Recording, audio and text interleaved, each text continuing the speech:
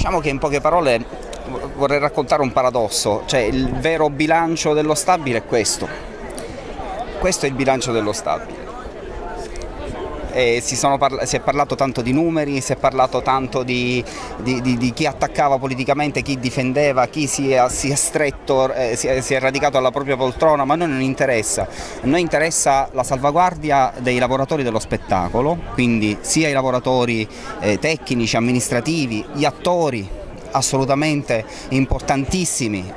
Questa macchina deve per forza funzionare, però come sta funzionando? Con una regione che eroga pochissimo, quando viene erogato non viene dato ai lavoratori perché non sappiamo assolutamente quali sono le problematiche, perché non viene dato ai lavoratori questa parte, quindi noi stiamo chiedendo al Comune di fare l'arbitro di questa grande controversia, non mettersi dalla parte politica, che sbaglierebbe, anche se c'è assolutamente fino ai capelli all'interno, ma questo deve dare una risposta ai lavoratori, cosa che fino adesso non è avvenuta.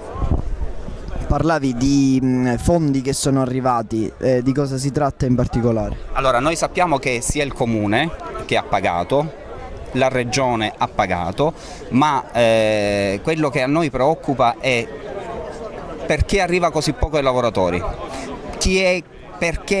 perché ci sono debiti, perché quanti debiti ci sono non è tenuto a dirlo, si escono dei dati allucinanti, ma io vorrei fare anche un paragone col Teatro Massimo. Qua abbiamo 40 lavoratori che non vengono pagati da mesi, al Teatro Massimo con le stesse problematiche, prima passano i lavoratori, quindi prima gli stipendi ai lavoratori, perché non deve essere fatto pure allo stabile di Catania? Arrivano soldi ai lavoratori, perché no, la catena si rompe e già si è rotta.